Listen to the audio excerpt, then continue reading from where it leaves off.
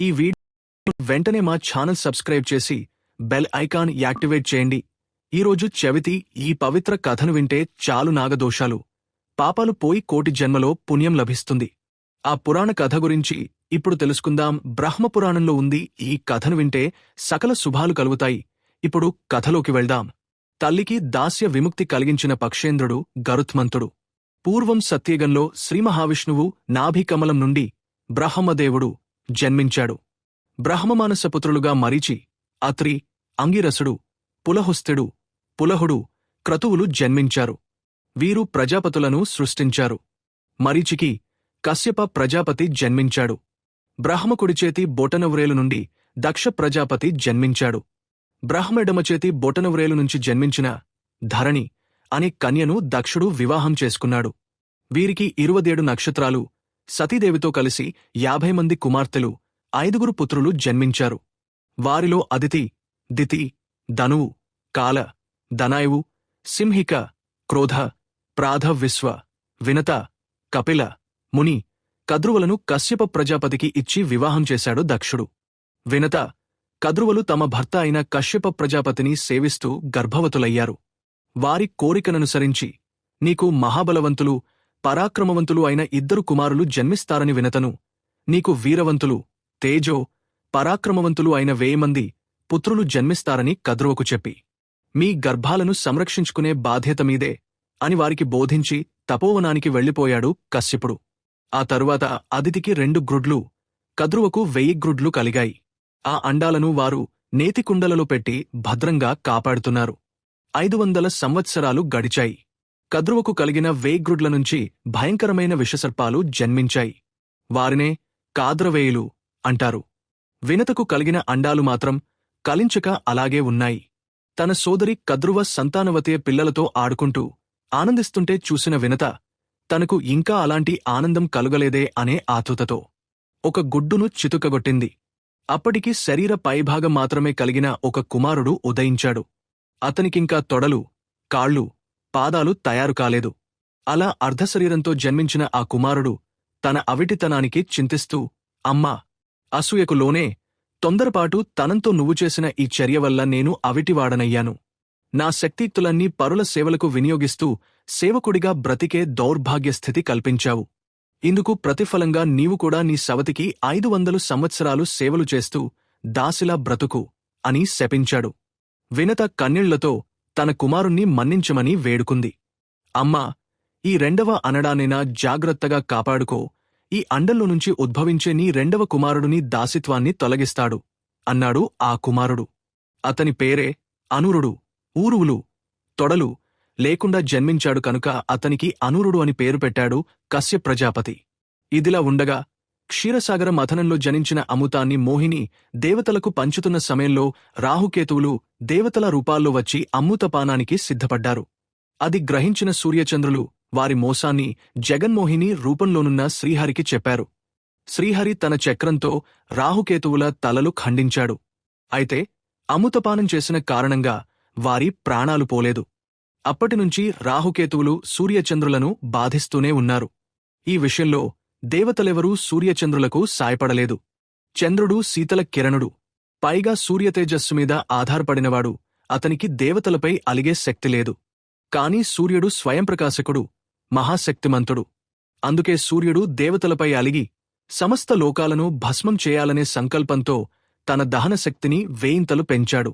ఆ ప్రచండ తాపానికి లోకాలు తల్లడిల్లిపోతుంటే భయకంపితులైన దేవతలందరూ బ్రహ్మదేవుని సలహా మేరకు అనూరుని సహాయం అర్థించారు. పరోపకార పరాయణుడైన అనూరుడు సూర్యుని సమీపించి, అగ్రజ, ప్రణామాలు.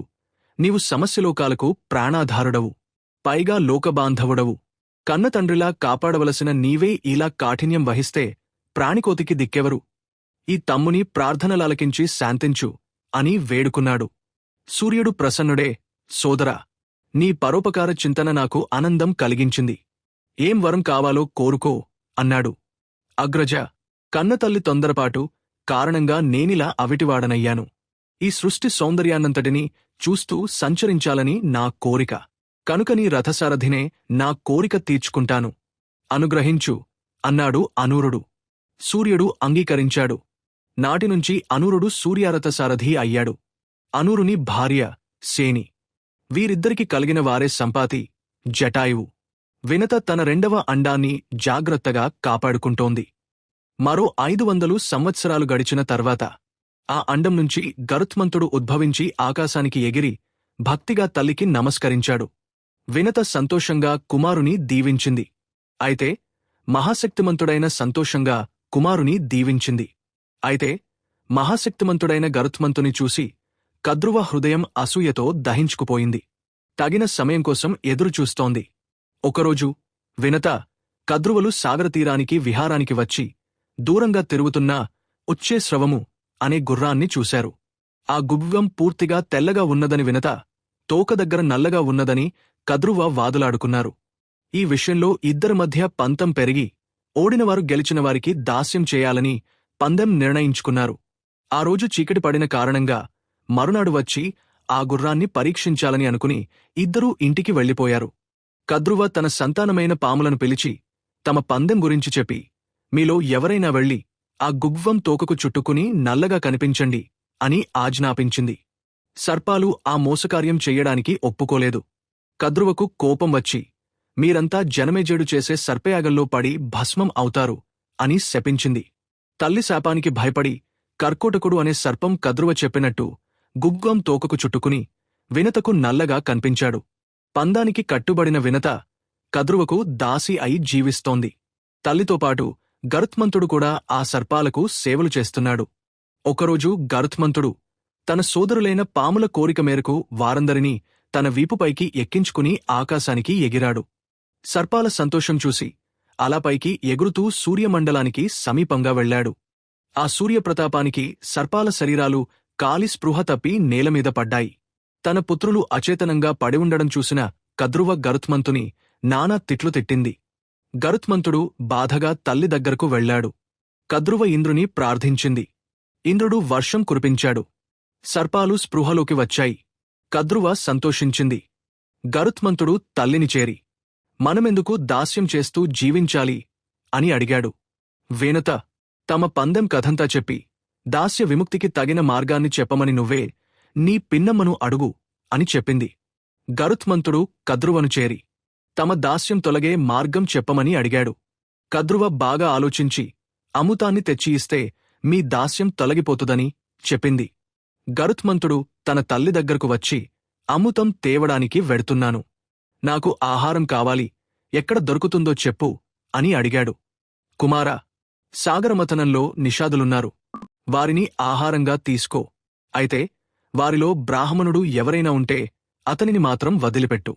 ఎందుకంటే బ్రాహ్మణ కోపం అగ్నికంటే విషంకంటే భయంకరమైనది అని చెప్పింది. గరుత్మంతుడు అమృతం కోసం బయలుదేరి సముద్రమధ్యంలోనున్న నిషాదులలో ఒక బ్రాహ్మణ దంపతులను తప్ప తక్కన వారినందరినీ భుజించాడు. అయినా అతని ఆకలి తీరలేదు. వెంటనే ఎగురుతూ వెళ్లి తన తండ్రి అయిన కశ్యపుని కలిసి నమస్కరించి ఆకలి తీరే మార్గం చెప్పమని అర్థించాడు. పరస్పర శాపకారణంగా గజ, కచ్చపాలుగా నిరంతరం కలహిస్తూ జీవిస్తున్న సమీపంగా వెళ్లాడు. ఆ సూర్యప్రతాపానికి సర్పాల శరీరాలు కాలి స్పృహ తప్పి నేలమీద పడ్డాయి. తన పుత్రులు అచేతనంగా పడి ఉండడం చూసిన కద్రువ గరుత్మంతుని నానా తిట్లు తిట్టింది. గరుత్మంతుడు బాధగా తల్లి దగ్గరకు వెళ్లాడు. కద్రువ ఇంద్రుని ప్రార్థించింది. ఇంద్రుడు వర్షం కురిపించాడు. సర్పాలు స్పృహలోకి వచ్చాయి. కద్రువ సంతోషించింది. గరుత్మంతుడు తల్లిని చేరి, మనమెందుకు దాస్యం చేస్తూ జీవించాలి అని అడిగాడు. వేనత తమ పందెం కథంతా చెప్పి, దాస్య విముక్తికి తగిన మార్గాన్ని చెప్పమని నువ్వే నీ పిన్నమ్మను అడుగు అని చెప్పింది.